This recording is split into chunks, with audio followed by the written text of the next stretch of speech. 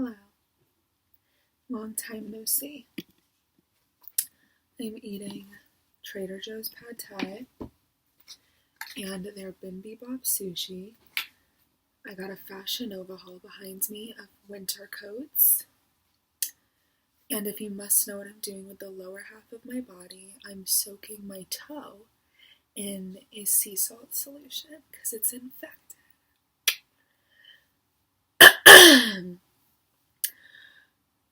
I always think about my Augie 8th video on here and just how I was going to say delusional. Not delusional that I was, but how just much I was in a different state of my life. And I'm in one of those chapters where it's starting to pick up the pace again. New plots, new characters, new objectives to the game. And I'm actually texting right now somebody for an office space. I'm getting my first office. I just bought my first car. I got my license for the first time. Life is starting to come together a little bit. I feel a little brain foggy because the ashwagandha is hitting me. My mood stabilizers. I believe I'm ovulating today. And if that's the case, we're due for a little spiral.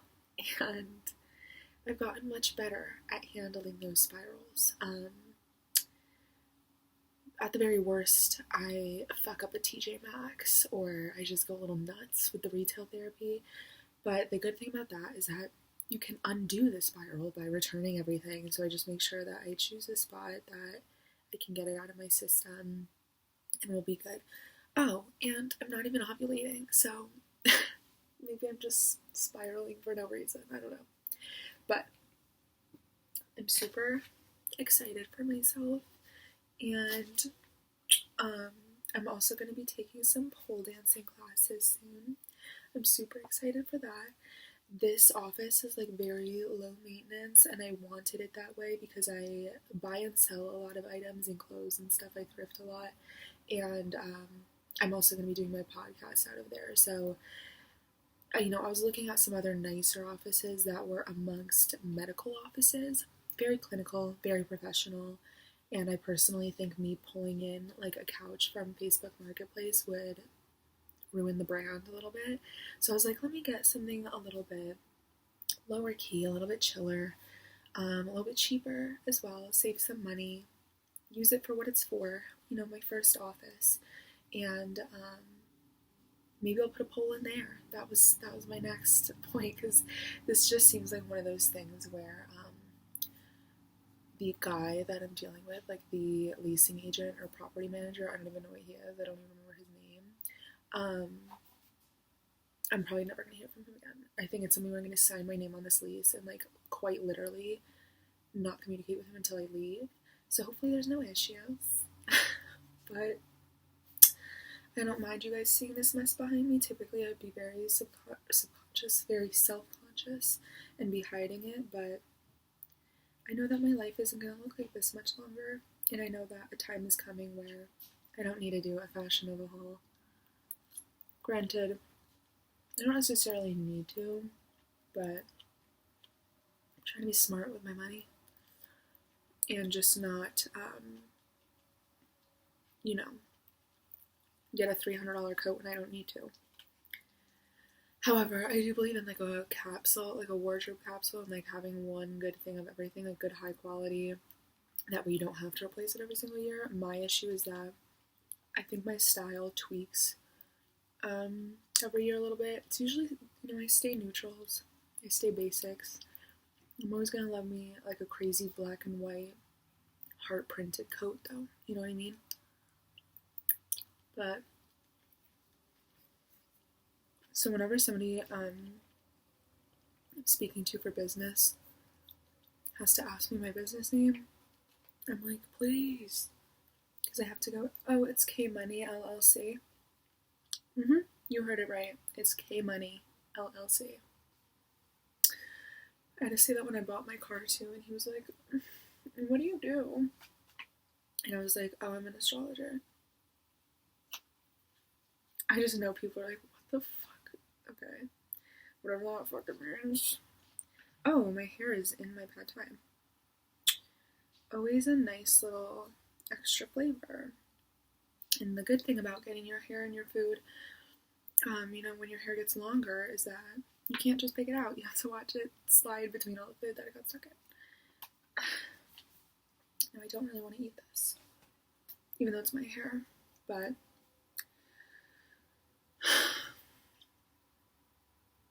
this year has been crazy. I feel like I've started a few videos where I go to talk about it, and then I'm like, I don't even know what to say, because I don't know what to say. I don't think there's any words in the vocabulary that can help me describe the feelings that I felt this year. It's nothing that nobody else hasn't felt, nothing so profoundly different from other people's experiences. I feel like the last few years of my life have been very insane, very transformative, a lot of internal work, and a lot of having to accept the participation that I play in my own internal and external health.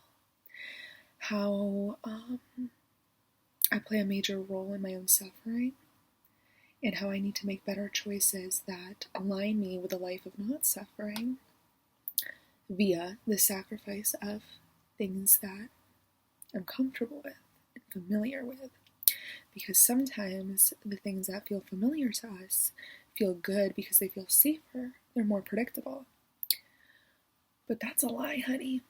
And being a late in life driver, a 26-year-old getting their car for the first time, leaving the house for the first time without a boyfriend, without a bestie, without a gay bestie, having to navigate the world on my own, having everyone I've ever loved betray me so deeply that I felt isolated in a way that I've never experienced in my life and hope I never experience again, has heavily, impacted the personal transformation process. In fact, it ignited it. It made it happen. It forced it to happen, and it needed to. So, you know what? I'm grateful for it. I'm not jaded. I'm always grateful for everything, even when it's fucking stuff. But this is me in my room that I'm not going to be living in much longer. It doesn't always look like this. I just shopped a lot. Lots of clothes. And then over here is a mix of all of my supplements, all of my journals, all of my stationery.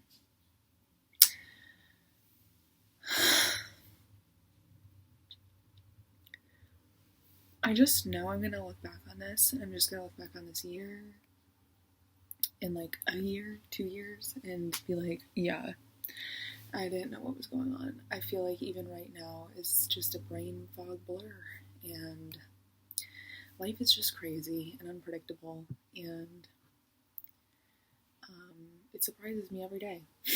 And no one can prepare you for, nobody can explain to you enough, no one can elaborate enough to convey to you how insane life is and the people in it, and how we are blind to how we are insane as individuals, and how funny God's sense of humor is, because boy is it a knee slapper. But yeah, I'm doing better. I really wasn't for a long time. I don't fully identify like when it started, and I don't really know when I can tell you where it ended. But I don't know if it's ended yet. I think I'm okay, but I think it's gonna take me being in a new environment and being like, maybe dating someone new, having new friends, just being in a new phase for me to be able to maybe more accurately interpret this phase of my life with clear lenses and not foggy or rose-colored ones, to be able to tell you guys how this, actually is, in the same way that when I watch my Augie 8th video, I don't think I'm stupid. I don't regret what I was saying. I was just in a different spot. And looking back, I don't think I know that I was blind to a lot of things, because that's life, and I was younger and I was more naive, and not even naive. It was just, there were some things I hadn't experienced yet, and right now I'm stepping into another phase where there's some things I haven't experienced yet, and I'm experiencing them a little bit older, and it feels very weird. I really feel like I wake up every day and I just feel like a child on a playground. When I am driving, because I'm self-employed, I don't have a schedule, I don't have a boss, I don't have work. I have work, but you know what I mean. I wake up every single morning at 8 a.m. and I drive to my tanning salon, the one that I used to work at, and when I'm driving amongst these people, like going to work, I'm like, I'm not supposed to be on this road. I'm not supposed to be in this car. I'm not supposed to be. I constantly just feel like a reckless child that has recently been given the tools to, like, that are only meant for adults, but I'm a kid that got access to them. And I feel that way with my money. It's mostly that. It's mostly money and accessibility now, and it probably feels that way just because I didn't have it when it was appropriately supposed to be provided to me. But I'm overwhelmingly grateful, and every day it kind of feels like I won the lottery and I can't tell anybody, and I'm just like, what should I do with the money? Like, that's how I feel, and I know that that's a very weird way to describe it, but look at this damn mess around me. Don't you love those little ghosty pillows, though? I got them back in July or August, and they're finally in season. But I like black and white, and I like ghosty stuff, so I'll probably leave them out year round. I'm also looking for an apartment. I'm going to be living alone. I don't really want to live alone. Maybe that will change. I've been thinking about maybe moving in with my friend's sister. Granted, she has to get to a certain point in her life where that can be realistic for her. I love being alone. The idea of living alone doesn't bother me at all. It's that I love being alone so much that I have a tendency to self-isolate, and I don't mean to, especially in the winter. Girl, I could see myself like 4 months deep and haven't, hung out with anybody, and I don't want to get to that point. But I'm going to just have to be social and interact with people in my building, and I've been more social. I've been trying to make an effort to do that. I'm not antisocial. I just think I generally look like a bitch. Like, I have resting bitch face, or people are intimidated by me, or I don't know what it is. I was talking to my friend's boyfriend about this the other night, and I was saying how, like, most of the time in social situations, if I'm like meeting someone through my friend or something like that, I'll be talking to them, like going out of my way to try and make conversation, to introduce myself, to make a good first impression, and not being over the top, just like participating enough to make it clear that I'm trying to, like, be cordial, make a connection with them. And it always ends up being, especially with men, but it does happen with women, where, like, if you are the person I'm talking to, you're me, right? Like, you're me, and I'm the person I'm trying to talk to. Like, I could ask this person a question, and instead of them looking at me and answering like this, they'll, like, look at my friend but answer me. So, like, you're me, and let's say you say, oh, when did you start, working? When did you start doing your job? Whatever. They're like, about, like, 2016, right?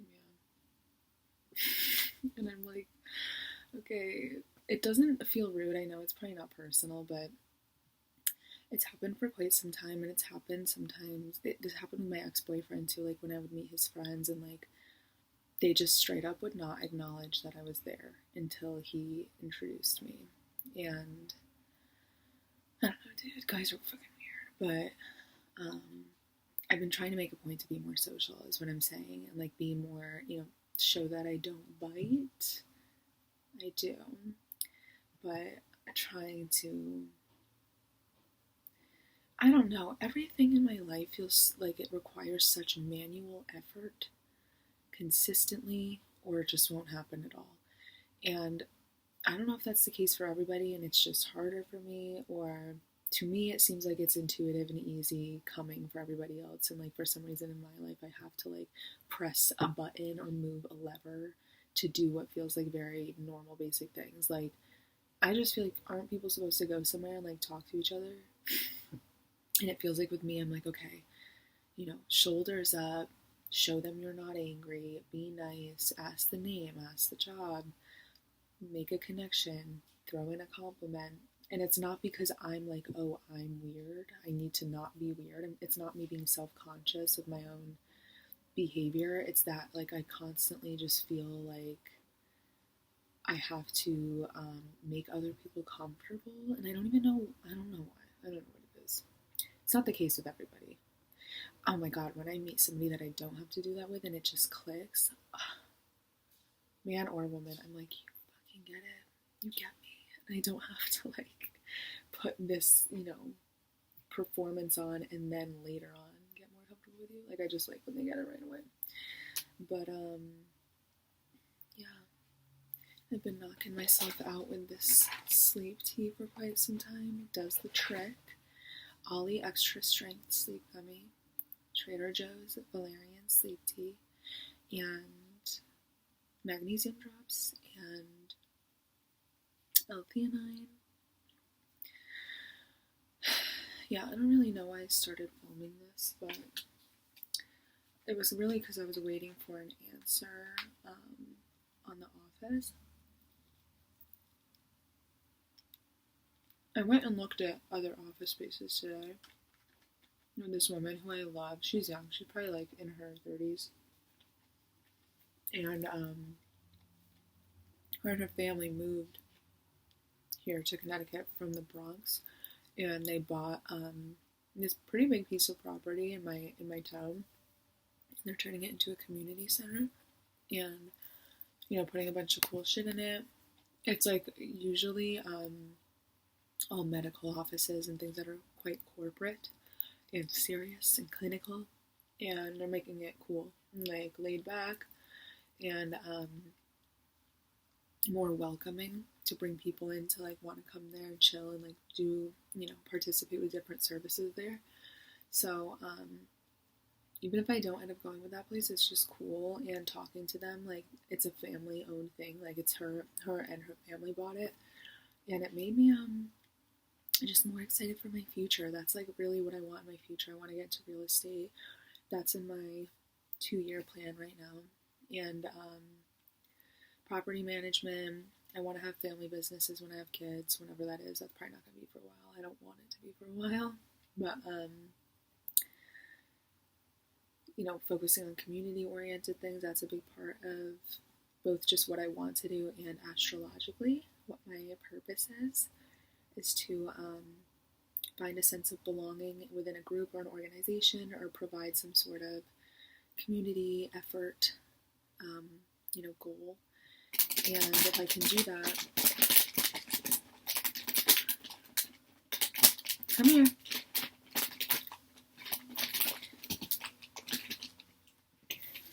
She's just like me, making noise just to make noise. This is Bluebee girl. Okay, she's my little chicken. Look at her. Guys, my room right now, it looks like I live in a box because I do.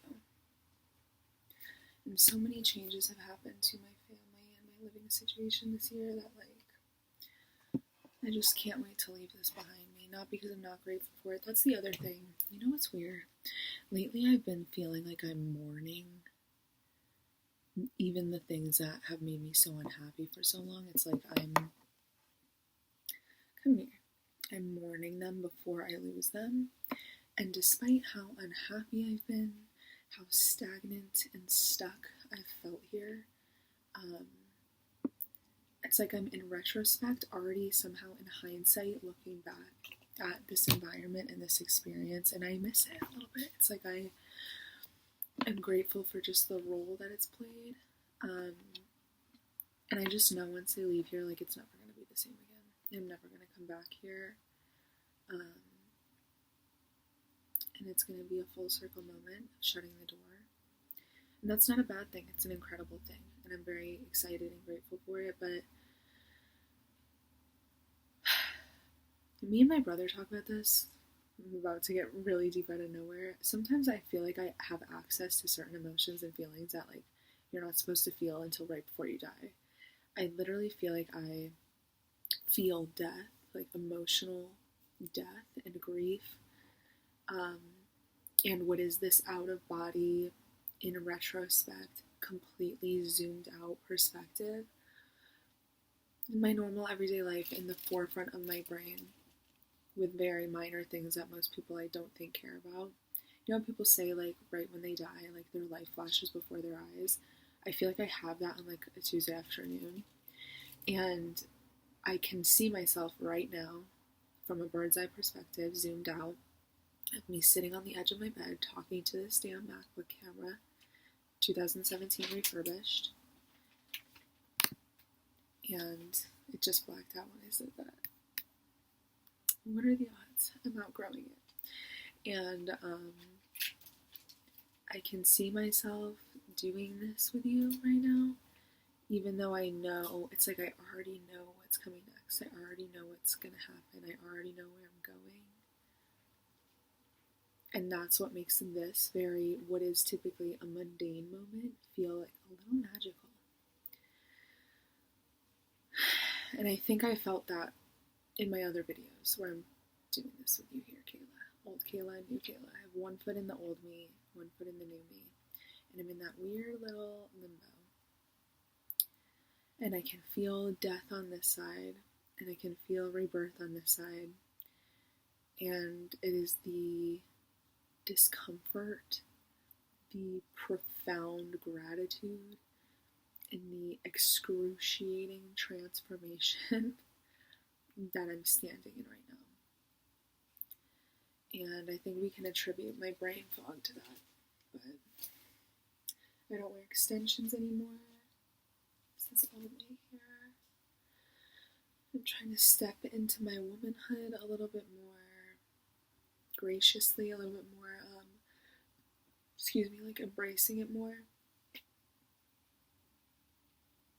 I'm really trying to prioritize rest as much as I am aggressively chasing the things that I want in my life. And yeah, things are just changing, baby. And it's just crazy to think where I was even like a year ago, 2 years ago, 3 years ago, my whole life. For some reason, these recent changes that are happening feel like a much bigger tying up of loose ends of the last 15 years, far more than it feels like, oh, I'm just getting an office, oh, I'm just moving out. And Pluto's leaving Capricorn, and it's closing the door on that 15-year cycle, so it's not a coincidence. And I have some intense stuff happening in my chart, future Kayla, if you want to know what's going on. Pluto is on the cusp of your 4th house. It's squaring your ascendant to the degree. Saturn is trine your ascendant to the degree, going through your 5th house. The South Node is going through your 12th house. You just got out of the South Node going through your 1st house. Boy, oh boy, did that wipe you out, drag you to hell and back, and then spit you out.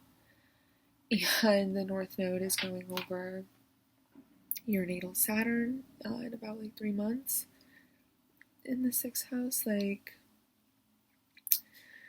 life is fucking crazy, let me tell you.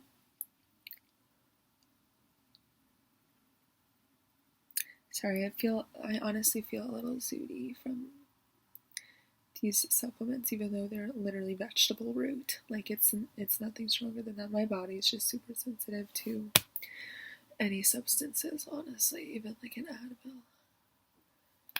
But I think you can see in my face, too, that I'm not as stressed as I was.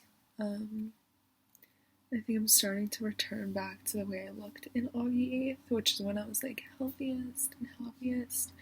My body has gone through a lot of trauma and turmoil over the last few years, and it's been really out of whack. I feel like I've been in somebody else's body, just so uncomfortable, in so much pain and so much discomfort, things not working the way that they're supposed to.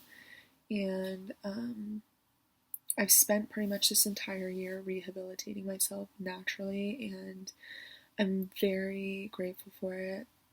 I'm very proud of myself. It's very rewarding, but it was not easy, and I'm just glad I'm seeing the rewards of it now. But I'm gonna shut this off. We're almost we're at 25 minutes, but I love you, Kayla. I'm so proud of you, and you've come a long way, and you made it through a lot, and you didn't fuck up too bad in that process. And I think you've picked up the pieces as efficiently as you could. I think you've pulled it off very gracefully, and I'm excited to see the future. And I'm just excited for myself. And if there's any little quiet subscribers out there that watch this and resonate or wish well for me or just are interested and watch through it, thanks so much. And I will talk to you soon.